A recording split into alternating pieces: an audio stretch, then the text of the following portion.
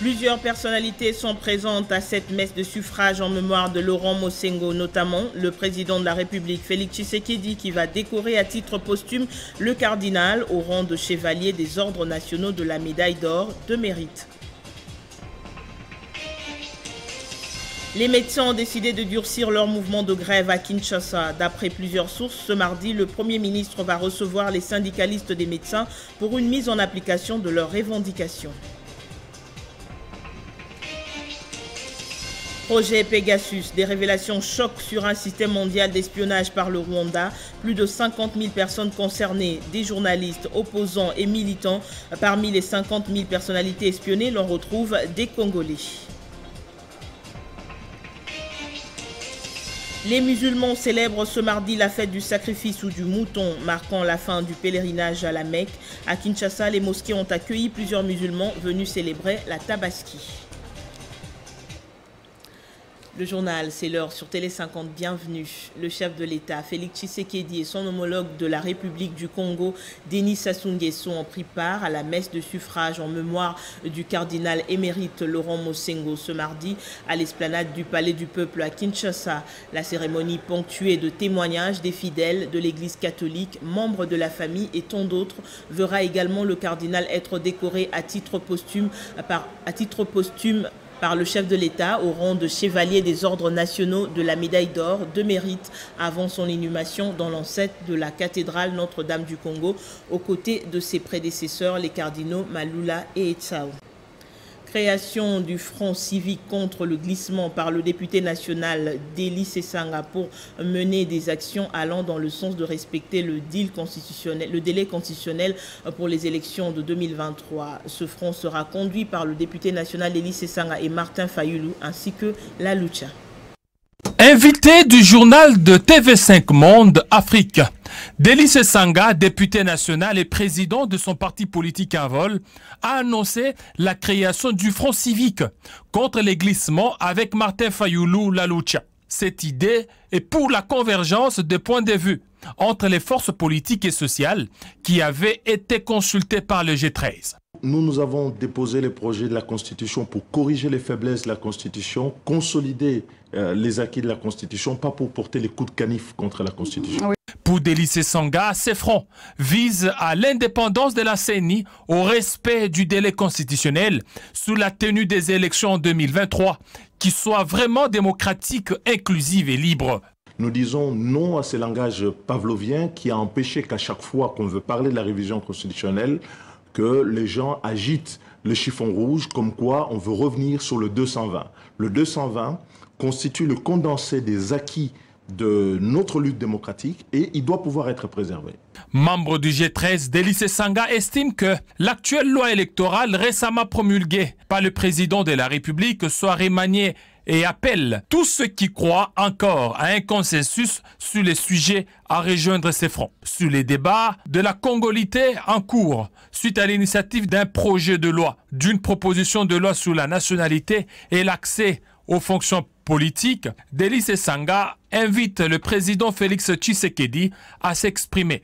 Il dit qu'il doit être celui comme symbole de l'unité nationale qui va calmer les esprits. La question sur la nationalité ne peut pas rester une question dans les tiroirs qu'on agite contre tel ou tel autre adversaire. Avec cette sortie médiatique et la formation du Front civique contre les glissements, Deli Sesanga continue-t-il à soutenir la vision de l'Union sacrée? Après Bemba, Katumbi, c'est maintenant Félix Tshisekedi que Deli Sesanga tourne le dos. Comme pour dire la politique est dynamique, mais la constance et la fidélité sont des vertus à cultiver en politique.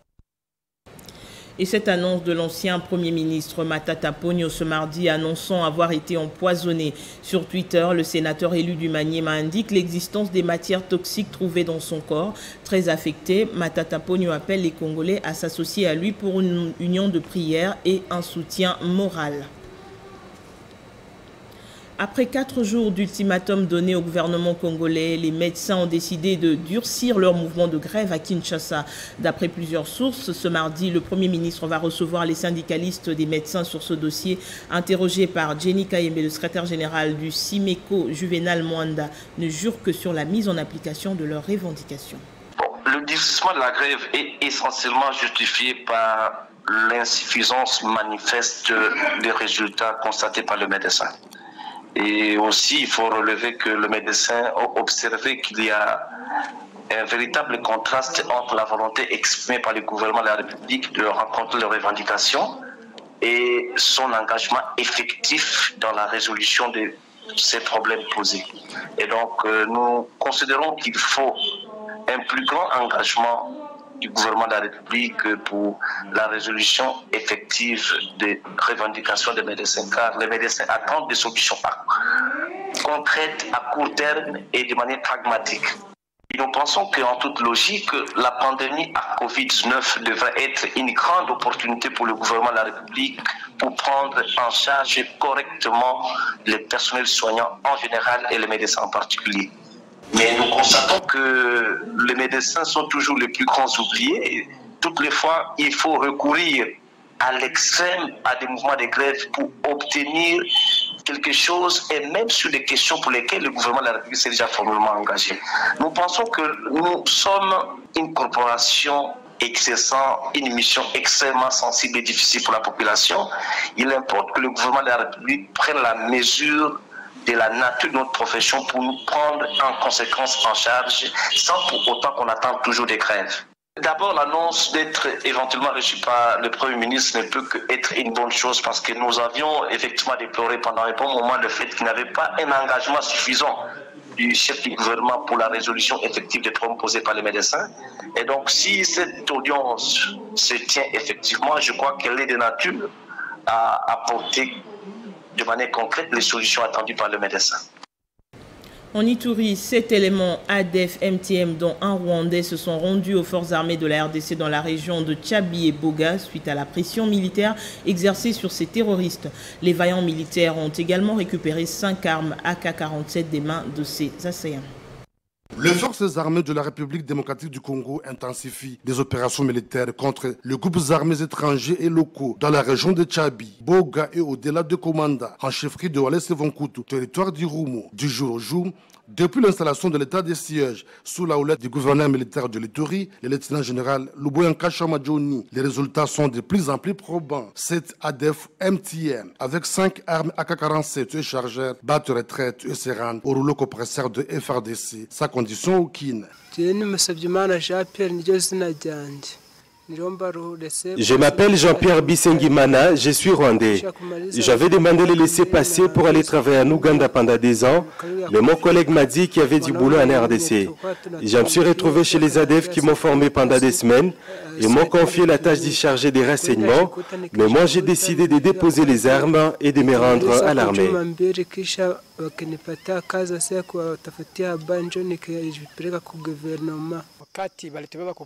Les ADF nous ont amenés à Brousse pour nous former et nous apprendre quelques notions de l'islam. Aussitôt la formation terminée, les FARDC ont multiplié les attaques sur les rebelles ADF et nous étions obligés de nous rendre car on ne pouvait pas faire face à l'armée. Le lieutenant Jules Ngongo Chikoudi, porte-parole des opérations militaires en Ituri, appelle les autres d'emboîter les pas et à ne pas endurcir le cœur pour avoir le pardon de la République. Les 5 ADF et leurs alliés se sont rendus aux forces armées de la République démocratique du Congo avec leurs armes. Cela montre combien de fois nous intensifions les opérations. Au-delà de tout ça, ils n'ont ni capacité ni moyens de faire face au rouleau compresseur des forces armées. Au nom du gouverneur de province, au nom du commandant des opérations, nous appelons ceux-là encore qui hésitent, qui sont encore dans la brousse. Il est grand temps de se rendre pour avoir le pardon de la République, comme ceux ici qui se sont rendus. Ils auront le pardon de la République à la place d'avoir le châtiment suprême de la République. Ici de signaler que lors de ces offensives, 3 autres ADF rendus blessés sont internés dans une structure médicale pour les soins appropriés, preuve du respect des règles d'engagement et de comportement comme voulu par le commandant suprême des forces armées, Félix Antoine Tshisekedi Tshilombo. Restons toujours dans cette province où l'inspecteur général des forces armées de la RDC, le général Ami Sikumba Tangofor, est en mission de contrôle des fonds publics alloués par l'État à l'administration militaire. Première étape d'une mission qui va se poursuivre dans la province du Nord Kivu en état de siège. À passer le détachement en revue, le commandant du chemin d'honneur, le major Likimba, l'inspecteur général des forces armées de la République démocratique du Congo, le général d'armée Ami Sikumba Gabriel, à la tête d'une très forte délégation composée des experts en matière de finances et des inspecteurs militaires des forces armées de la République démocratique du Congo, est arrivé à Bunia le dimanche 18 juillet 2021 pour une mission de service, le contrôle de l'utilisation des fonds publics mis à la disposition des forces armées de la République démocratique du Congo. L'inspecteur général des forces armées de la République démocratique du Congo a reçu l'instruction de la haute autorité par le biais du ministre de la Défense nationale et anciens combattants de procéder au contrôle des fonds publics mis à la disposition des forces armées. Il a débuté cette opération du contrôle par les organes centraux de Kinshasa. Après l'étape de Kinshasa, vient le tour de deux provinces en état de siège, province de l'Ituri et la province du Nord Kivu. À Bunia, chef-lieu de la province de l'Ituri où il est arrivé hier, il a entamé le contrôle ce lundi 19 juillet 2021 par le gouvernorat qui a mis tous les responsables des finances et leurs services à la disposition de l'inspectorat général pour cette fin. Devant contrôler, on ne peut pas laisser l'argent de l'État, les fonds publics comme ça. L'inspectorat des forces armées doit venir suivre les biens, les fonds que le gouvernement met à la disposition des deux gouverneurs qui sont en état de siège. Et là, on avait commencé à Kinshasa dans des organes centraux, donc c'est là où l'argent sort. Ils sont venus dire au monsieur le gouverneur, lui-même, il vient de mettre tous ses services financiers à la disposition de la délégation. Après, vous les saurez. Rappelons que ce contrôle a pour objectif la rationalisation des ressources mises à la disposition des unités des forces armées de la République démocratique du Congo pour l'accomplissement de leurs missions régaliennes, en s'intestant de l'état des sièges, restaurer l'autorité de l'État, lutter et mettre fin à la pratique des antivaleurs au sein des forces de défense et de sécurité, comme l'avait dit le président de la République, chef de l'État, commandant suprême des forces armées de la République démocratique du Congo, Félix Antoine Tshisekedi, lors de son séjour en Ituri et au Nord Kivu. Tenez, selon le rapport partiel du contrôle des structures de Kinshasa, un montant colossal en millions de dollars, plus ou moins 13 millions de dollars américains, a été retrouvé indûment gardé par certains commandants dans le mépris total des règles de gestion des finances publiques pendant plus d'un mois. Cet argent a été récupéré et consigné pour remettre au ministère de la Défense nationale et anciens combattants. En cas de détournement avéré, les auteurs seront suspendus de leurs fonctions et déférés à la justice militaire pour répondre de leurs actes. Après la province de l'Ituri, viendra le tour de la province du Nord Kivu. Le ministre de la Jeunesse et Nouvelle Citoyenneté Yves Bunkoulou et le président du FNJ Patrick Katengo continuent à récolter des fonds en faveur des sinistrés de Goma. Dans leur itinérance, ils ont rencontré le pasteur Mukuna de l'église ACK qui a sollicité l'accompagnement du gouvernement pour l'acheminement de ces dons. Lancée depuis le 20 mai dernier, l'opération des collectes des fonds pour les victimes de l'éruption volcanique Nyiragongo s'intensifie. Après Yemka et l'étape de la paroisse du Sacré-Cœur à la Gombe, la coordination SOS Goma était à l'église Assemblée chrétienne de Kinshasa du pasteur Pascal Mukuna dans la commune de Bandalungwa. Question de sensibiliser les fidèles pour qu'ils apportent leur contribution à l'attention des victimes du volcan. Appuyé par le ministre de la Jeunesse et Initiation à la Nouvelle Citoyenneté, Yves Bunkoulou, la coordination SOS Goma, chapeautée par Patrick Katengo, président du Forum national de la jeunesse et coordonnateur en charge des finances de SOS Goma, a indiqué que les résultats sont très prometteurs. Il a demandé aux jeunes de croire à l'avenir de la République démocratique du Congo, de s'impliquer davantage dans tous les problèmes qui concernent la RDC. Parce que le pays a besoin de sa jeunesse. Les autorités du pays ne peuvent pas qu'avoir des revendications des jeunes. Mais à un certain moment, il faudrait que ces jeunes aussi s'impliquent dans tout problème qui se pose dans notre pays. Depuis le 20 mai, nous avons lancé l'opération SOS Goma, qui se poursuit très bien parce qu'on a déjà récolté quelque chose.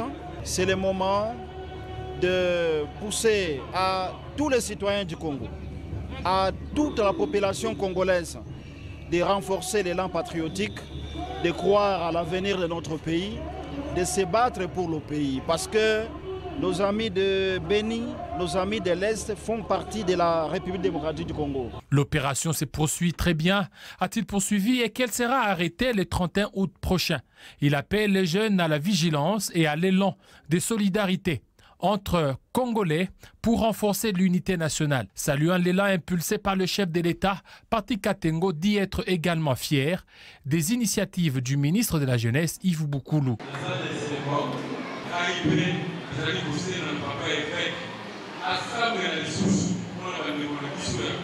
Tout ce qui sera collecté sera acheminé à Goma après le 31 août prochain. L'Église peut également être un cadre idéal pour la formation de la jeunesse. C'est le cas de l'Église pentecôtiste Nouvelle Saison, Cité de Gloire, où le pasteur Augustin Salabi a été primé pour son implication dans l'encadrement d'une jeunesse élitiste. C'est en effet dans ce temple, à peine inauguré, que le rassemblement des jeunes consacrés pour Dieu a décidé d'honorer le pasteur responsable de l'église Cité de Gloire, Augustin Salabia Isambakana. Pour ce faire, le culte a été spécial, avec la présence de plusieurs personnalités, tant civiles que militaires. L'Alliance pour la bonne gouvernance de Jonathan Bialosukawata a été représentée par son président ad intérim, Jean-Pierre Passy-Zapamba. Au pasteur responsable de cette église, le Raji Sédié reconnaît les qualités d'un formateur incontesté de la jeunesse montante. Une fierté pour l'homme qui rappelle ici les circonstances ayant abouti à l'assise de cette communauté. Quels que soient les quartiers, les chrétiens sont là, ils n'ont pas de couleur. Il faut qu'ils aient un endroit impeccable pour louer l'Éternel. À tout le monde qui suit, que vraiment dans la vie, il faut placer Dieu en première position. Parce que ce Dieu est le seul pourvoyeur. S'il donne à qui il veut, c'est pourquoi d'abord nous devons les servir et le reste après. C'est ce que nous avons fait. Personnellement impliqué dans chacune des situations vécues par la population de Lukunga, à Kanluka plus précisément, Augustin Salabia est une des personnalités les plus aimées dans ce quartier populaire de Kinshasa, où il inspire le respect. La communauté musulmane du monde célèbre ce mardi 20 juillet la fête du Tabaski ou l'Aïd Kébir. L'élément principal de cette célébration est donc le mouton. Au-delà de son aspect religieux, c'est aussi une occasion de rencontre, de retrouvailles et de convivialité avec la famille et d'autres proches. Dans la communauté musulmane, cette fête est aussi synonyme de partage et de générosité envers les nécessiteux et les personnes les plus démunies.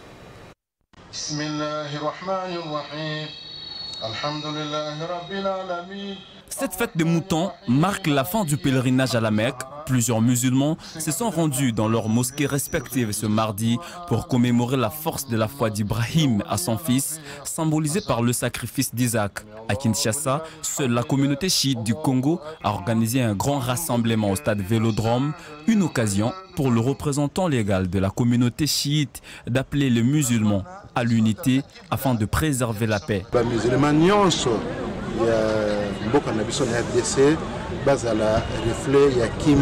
Les musulmans de la RDC doivent être le reflet de la paix, de l'unité et surtout de l'amour, puisque c'est ce qui caractérise notre religion. Avec la paix, ce pays ira de l'avant. Par la même occasion, les musulmans ont aussi compati avec l'église catholique endeuillée suite au décès du cardinal Laurent Mosengo Passigna.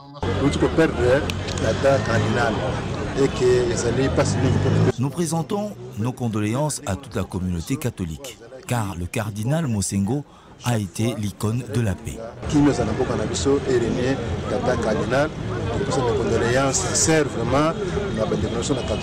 Pendant ce mois de l'Aïd al-Adha, les musulmans multiplient la prière, le contact avec la famille et font surtout des aumônes.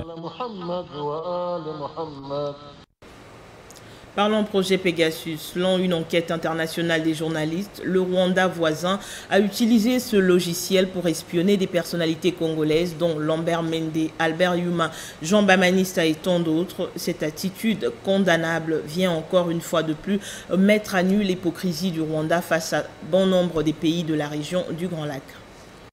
Les logiciels Pegasus, fabriqués par la société israélienne So Group, a été utilisé par les autorités rwandaises pour espionner des officiels congolais dont Lambert Mende, Albert Yuma et Jean Bamanissa, révèlent les enquêtes du consortium international des journalistes Organized Crime and Corruption Reporting Project, OCCRP en sigle. Pegasus est un logiciel espion qui permet tout simplement de connaître les contenus d'un téléphone, messages, emails, photos. Il s'agit d'un logiciel conçu par la société israélienne So Group et vendu exclusivement aux États. Selon les révélations portées par un consortium des 17 grands médias internationaux de l'International des journalistes, les numéros de Lambert Mende et Albert Yuma, alors respectivement ministre de la communication et des médias, dirigeant de la GECAMINE et la Fédération des entreprises du Congo, ont été repris dans la liste des personnalités espionnées par les gouvernements rwandais rwandais. Les journalistes du consortium OCCRP ont également trouvé un numéro appartenant à Jean-Bamanissa Saïdi, l'actuel gouverneur de la province de l'Ituri, dans cette liste. Cet espionnage aurait lieu durant la crise précédente, les élections de 2018 en République démocratique du Congo. Il existe déjà une méfiance énorme et fondée entre les gouvernements de la région des Grands Lacs et les Rwandais, ont déclaré ces journalistes. La preuve d'espionnage encouragera certainement l'opinion selon laquelle les Rwandais n'est pas un partenaire qui respecte les règles. Le projet Pegasus est une enquête collaborative sur ce groupe, une société israélienne de cyberintelligence qui vend des logiciels espions sophistiqués au gouvernement du monde entier. Ce groupe insiste sur le fait que son logiciel de surveillance des téléphones portables, appelé Pegasus, est destiné à aider les clients à lutter contre les crimes et le terrorisme. Mais il a également été utilisé pour espionner des journalistes, des militants, des politiciens de l'opposition et des dissidents. En Europe, journée de deuil national déclarée ce mardi en Belgique en hommage aux victimes des récentes inondations meurtrières. Selon le bilan officiel, au moins 31 personnes ont trouvé la mort à la suite de cette catastrophe naturelle.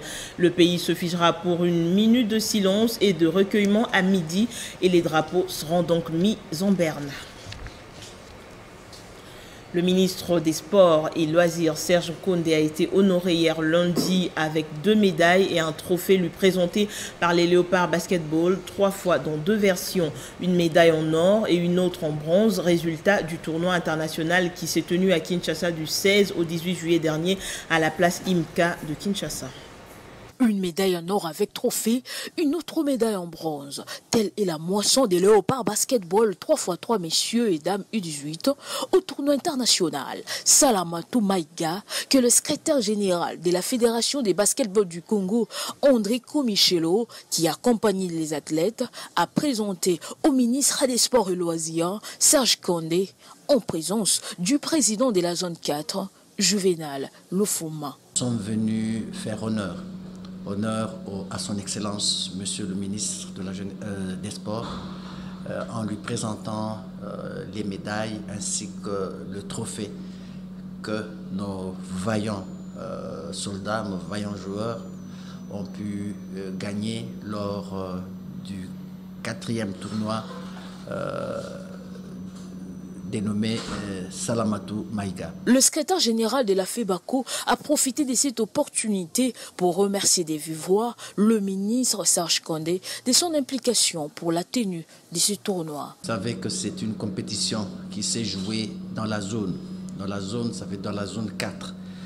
Et pour ce faire, je peux vous dire que non seulement nous avons bénéficié de l'accompagnement du ministère des Sports, mais aussi une grande contribution de la zone 4 pour laquelle je profite de l'occasion également de présenter nos remerciements. Outre la RDC pays hôtes, 3 autres pays ont pris part à ce tournoi international, à savoir la Gambie, les Comores et le Mali, vainqueur chez les dames.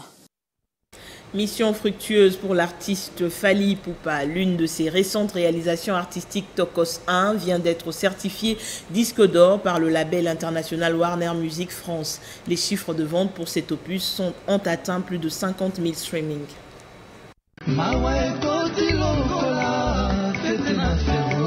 C'est via les réseaux sociaux que le groupe d'édition de disques appartenant à la société Access Industries, le Warner Music France, a annoncé lundi la certification du disque d'or attribué au premier volume de l'opus Tokos, mis en orbite en 2017.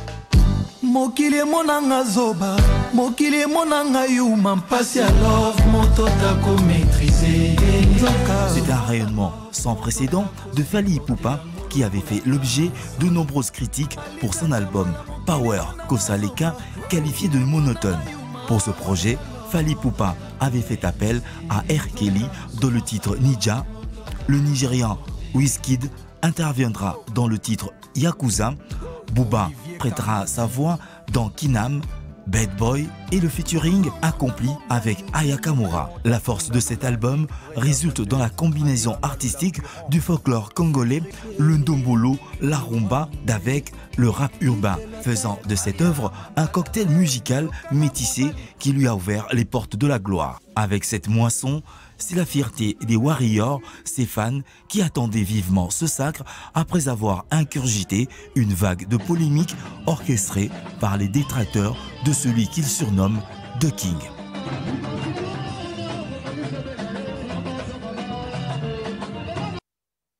Place au rappel des principaux titres. Plusieurs personnalités sont présentes à cette messe de suffrage en mémoire de Laurent Mosengo, notamment le président de la République Félix Tshisekedi, qui va décorer à titre posthume le cardinal au rang de chevalier des ordres nationaux de la médaille d'or de mérite. Les médecins ont décidé de durcir leur mouvement de grève à Kinshasa. D'après plusieurs sources, ce mardi, le Premier ministre va recevoir les syndicalistes des médecins pour une mise en application de leurs revendications. Projet Pegasus, des révélations choc sur un système mondial d'espionnage par le Rwanda. Plus de 50 000 personnes concernées, des journalistes, opposants et militaires. Parmi les 50 000 personnalités citées, l'on retrouve des Congolais. Les musulmans célèbrent ce mardi la fête du sacrifice ou du mouton, marquant la fin du pèlerinage à la Mecque. À Kinshasa, les mosquées ont accueilli plusieurs musulmans venus célébrer la Tabaski. Merci à tous de votre attention. L'actualité revient sur votre chaîne dans moins d'une heure. À très bientôt.